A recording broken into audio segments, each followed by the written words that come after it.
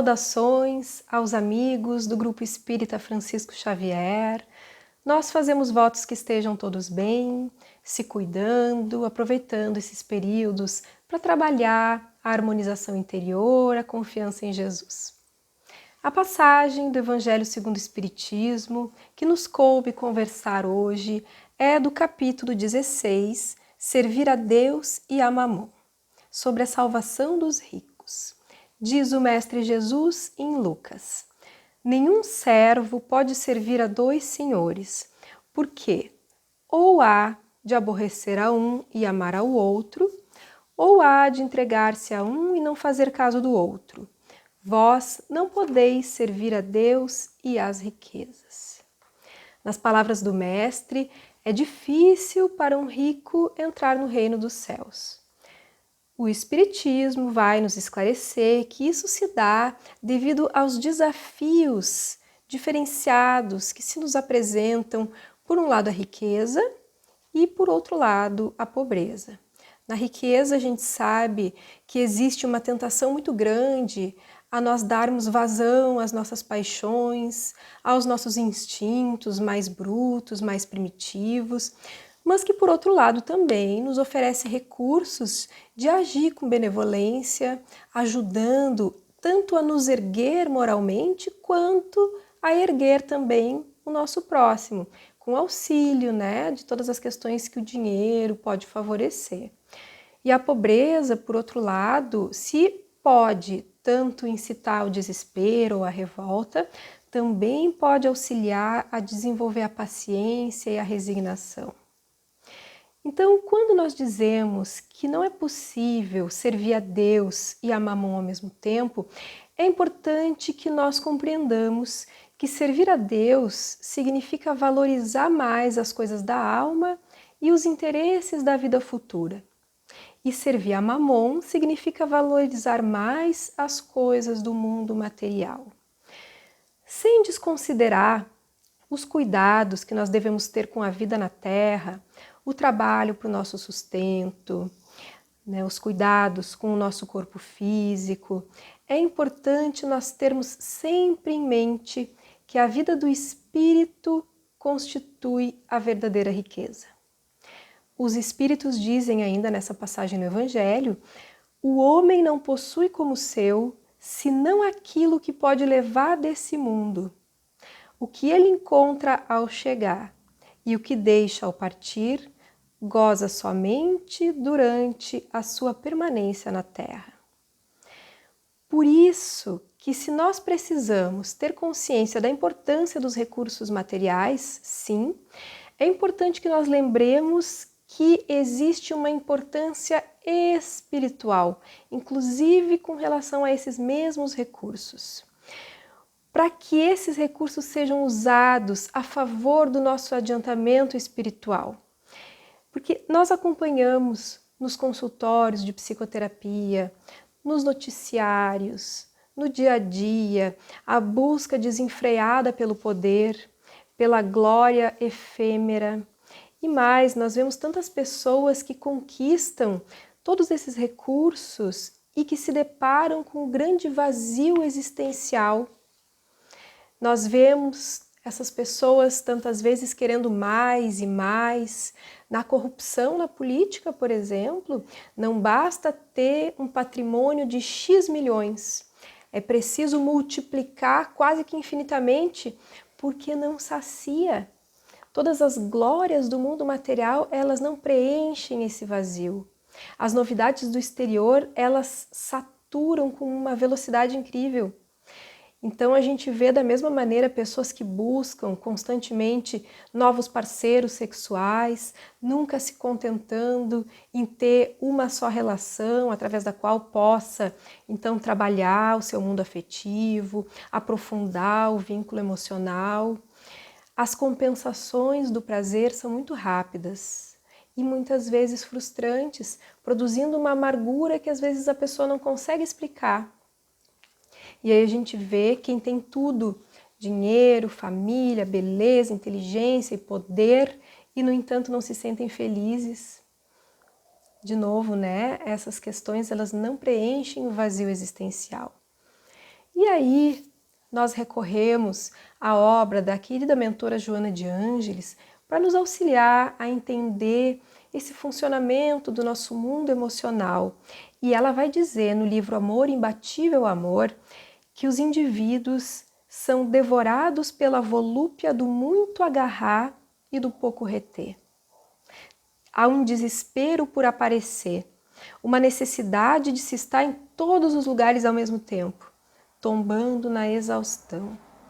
E aí nós temos um vazio coletivo que se tenta preencher com festas, com o chamado prazer anestesiante, com bebida alcoólica, com sexo desvairado, para depois despertar no mesmo estado de vácuo interno, agora com os conflitos de culpa dos atos cometidos. Por isso a autoconsciência vai ampliar os horizontes emocionais, vai ampliar os horizontes psíquicos do ser, propiciando a libertação de tudo que nos prende ao passado. Seja os conflitos da infância, os conflitos com a figura materna, com a figura paterna, os traumas vivenciados, desde que exista um esforço e uma aceitação dos novos desafios existenciais, os desafios dessa busca de se conhecer, de se superar. E é também justamente essa conquista que vai nos ajudar a nos libertarmos da ansiedade, eliminando a culpa, o desprezo por si mesmo, muitas vezes, e a perda do sentido que o vazio existencial acaba trazendo. Ela diz que é justamente a autoconsciência que vai produzir o amadurecimento psicológico, para que nós possamos nos ver como seres únicos, diferentes de todos os demais, e que nós possamos então valorizando a nós mesmos e nos trabalhando para a nossa felicidade, para a nossa planificação, acumulando realizações internas e também externas contínuas.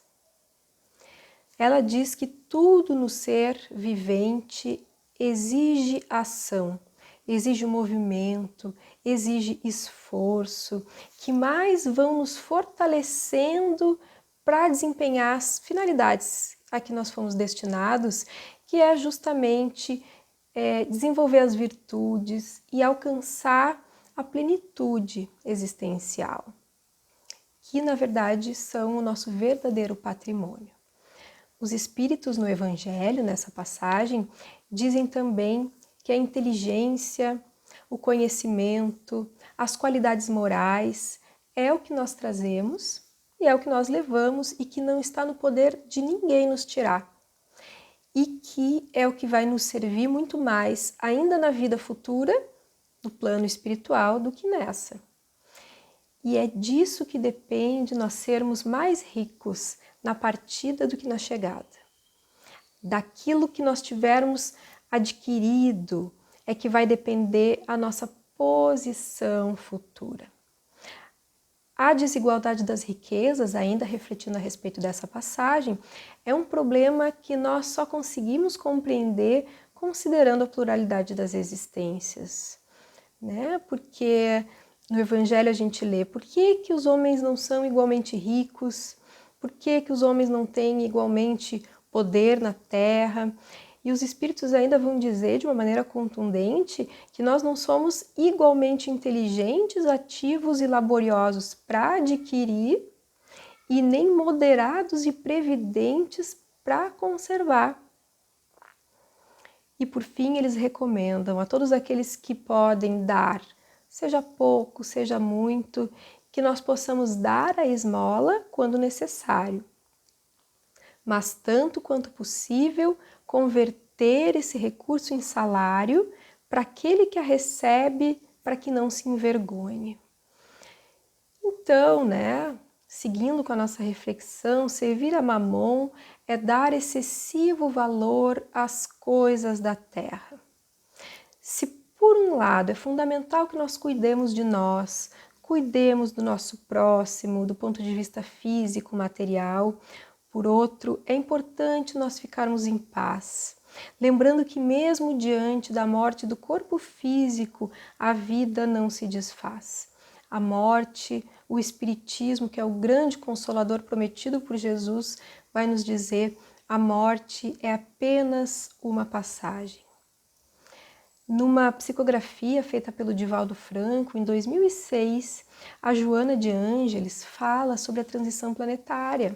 E eu gostaria de compartilhar com vocês algumas frases extraídas desse material riquíssimo e que nos auxilia muito a compreender e a encontrar uma maneira melhor de lidar com a situação que nós estamos enfrentando no mundo material hoje. Ela diz assim: não serão apenas os cataclismos físicos que hão de sacudir o planeta, como resultado da lei de destruição, geradora desses fenômenos, como ocorre com o outono que derruba a folhagem das árvores, a fim de que possam enfrentar a invernia rigorosa, renascendo exuberantes com a chegada da primavera. Então, não serão apenas os cataclismos físicos, mas também os de natureza moral, social e humana, que assinalarão os dias tormentosos que já se vivem. Os combates se apresentam individuais e coletivos, ameaçando de destruição a vida com hecatombes inimagináveis. Mas aí ela segue colocando que a fatalidade da existência humana é a conquista do amor que proporciona plenitude. E há em toda parte uma destinação inevitável que expressa a ordem universal e a presença de uma consciência cósmica atuante. Ela enfatiza muito o quanto o progresso é inevitável e que a melhor maneira de nós lidarmos com essas situações, compartilhando conscientemente desses fenômenos de transição planetária e de modificações íntimas do nosso ser, é termos consciência da responsabilidade pessoal que nós temos, realizando as mudanças íntimas para que essas mudanças possam tornar viável a conquista da harmonia no convívio com os nossos semelhantes, a harmonia no conjunto. E isso significa que nós precisamos modificar profundamente os nossos hábitos. Aqueles hábitos que não são saudáveis do ponto de vista espiritual precisam ser substituídos por aqueles que são saudáveis, por aqueles que propiciam bem-estar e harmonia emocional. É na mente que se encontra a chave para que de fato seja operada a grande mudança. Quando nós temos domínio sobre ela, os pensamentos vão sendo canalizados de uma maneira edificante, dando lugar a palavras e também a atos dignos. O indivíduo que se renova moralmente contribui de forma segura para as alterações que vêm se operando no planeta. É a mentora que diz que o bem é algo fascinante e que é justamente o bem que vai atraindo e que vai sendo contagioso muito mais do que as aflições. Acontece que, como nós temos poucos exemplos de verdadeira alegria e felicidade, aqueles exemplos de desespero acabam se multiplicando. Mas à medida que a gente vá podendo operar essas mudanças, diz a mentora que eles vão sendo facilmente ultrapassados e substituído pelo contágio da alegria, do bem-estar e do bem, da atuação no bem. Nós sabemos que essa grande transição, ela é necessária e ela vai prosseguindo porque é a maneira de operar a transformação no nosso planeta. É um impulso ao progresso. Por isso que nós vemos a eclosão da pandemia, de tantas mudanças importantes acontecendo ao redor do mundo inteiro. E Joana diz assim: a única alternativa que nós temos é examinar isso que está acontecendo e nos esforçar para cooperarmos para que as sombras que se adensam no mundo sejam diminuídas pelo sol da imortalidade. Nenhum receio deve ser cultivado, diz ela, porque mesmo que ocorra a morte, esse fenômeno natural é veículo da vida que se manifesta em outra dimensão. A vida sempre responde conforme as indagações morais que lhes são dirigidas. Então, essas mudanças que ocorrem são uma grande contribuição que diz respeito ao processo de erradicação do sofrimento das paisagens da Terra. E nós sabemos que logo passado o período da aflição, há de chegar o período da harmonia, até que lá todos os investimentos sejam feitos através da bondade, através da ternura, da abnegação e da confiança em Deus. Então, aqueles que estamos em casa, que não vejamos a nossa casa como uma prisão, mas como um reduto abençoado, e que vejamos a necessidade de estarmos afastados fisicamente dos nossos semelhantes, como uma oportunidade de reflexão sobre como nós podemos e como nós precisamos estar mais unidos do ponto de vista espiritual. Porque se até pouco tempo a tecnologia nos afastava uns dos outros, agora ela cumpre o seu verdadeiro papel, que é o de nos unir. E se antes a criação dos filhos estava sendo terceirizada, agora está nas mãos dos próprios pais, muitos se dividindo entre diversos trabalhos em casa, e nas lides domésticas e em poder também dar atenção a esses filhos. E por outro lado, os desafios econômicos que colocam muitos irmãos nossos diante de provações duras, nos estimulam a todos a solidariedade, para que aqueles que têm possam ajudar os que não têm cada vez mais e que os mais fortes possam ajudar a cuidar dos mais frágeis. A lei de competitividade está perdendo sentido. Ela perde o sentido num mundo melhor.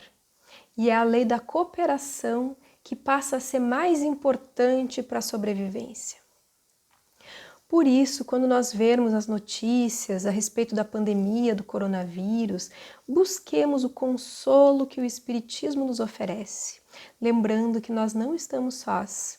Os amigos espirituais estão o tempo inteiro conosco. Ninguém se encontra em regime de exceção. Ninguém se encontra desamparado pela misericórdia divina, seja nos hospitais, seja na hora do retorno à pátria espiritual. E nós queremos também trazer mais algumas frases da mentora Joana de Ângeles, agora do livro Conflitos Existenciais, onde ela fala de uma terapia libertadora dos conflitos existenciais. E ela fala da importância de que nós tenhamos uma mudança na atitude racional e emocional para com a oportunidade existencial. E é por isso que a fé religiosa, o sentimento de humanidade, o respeito social, a vinculação idealista a qualquer expressão dignificadora do ser humano se tornam referência que se convertem em estímulos para não se perder o significado psicológico interior. A vida física ela é tão rápida, à medida que ela vai produzindo frutos, ela vai chegando ao fim e deixa muitas vezes uma sensação de desencanto. Eu lembro de uma piadinha, de um ditado popular, que quando a gente é jovem, tem tempo, tem saúde, mas não tem dinheiro. Quando nós somos adultos, nós temos saúde, temos dinheiro, mas não temos tempo. E depois, quando nós somos idosos, nós temos tempo, dinheiro e não temos saúde. Então, que encontrar esse conjunto perfeito é uma coisa impossível na vida na Terra e não tem que ser esse o objetivo. E compreender a eternidade do Espírito muda completamente a maneira de nós vermos a vida. As opiniões externas, sejam de deboche ou de aplauso, passam a não ter mais tanto valor, já que as leis que regem o nosso destino, elas estão escritas na nossa consciência. Então, buscar esse encontro conosco mesmos, através da meditação, através da prece, entrando em comunhão mental com outras ondas de pensamento dos benfeitores espirituais, isso inspira decisões saudáveis, condutas saudáveis, trazendo bem-estar. trazendo confiança, trazendo a certeza de que nós não estamos sozinhos. A Joana, nesse livro, Conflitos Existenciais, ela diz com todas as letras: se crê indevidamente que somente os indivíduos superiormente qualificados podem experimentar essa alegria, essa vivacidade, o triunfo sobre os conflitos. Lê do engano, diz ela, porquanto esses bens estão ao alcance de todos quantos realizem atos de enobrecimento e se esforcem por lográ-los. Então, cada ato bem conduzido traz a compensação do resultado exitoso. O homem e a mulher vazios necessitam de terapia própria para a recuperação da finalidade existencial na qual transitam. Basta-lhes tentar e insistir até conseguir. Então, é importante que nós façamos esse movimento, nos esforcemos, que a gente possa seguir insistindo, porque sim, a vitória sobre nós mesmos, ela existe, e a cada passinho dado nós vamos recebendo a compensação dessa alegria, desse sentimento de bem-estar, mesmo que nós estejamos diante de um desafio apresentado pela vida material na Terra. E essa semana, acompanhando as atividades escolares dos meus filhos pequenos, eu escutei a professora contando uma história para eles, e era uma história da ostra e da borboleta diante do coronavírus. E aí ela explicava assim, que como é que a ostra lida com os desafios, com aqueles incômodos que se aproximam dela, ela se fecha e vai formando a pérola. E a lagarta também, antes de se tornar borboleta, ela se fecha no seu casulinho e depois renasce com asas que lhes oportunizam um voo belíssimo. Então, nesse momento, nós estamos sendo obrigados a nos recolher um pouco nas nossas reflexões para compreender as questões que dizem respeito a Deus e que dizem respeito a Mamon. Nós possamos fazer esse movimento com muito respeito, com muita tranquilidade, para podermos renascer mais tranquilos e operantes no bem. Fiquemos todos na paz de Jesus. Um grande abraço a todos. Muita paz.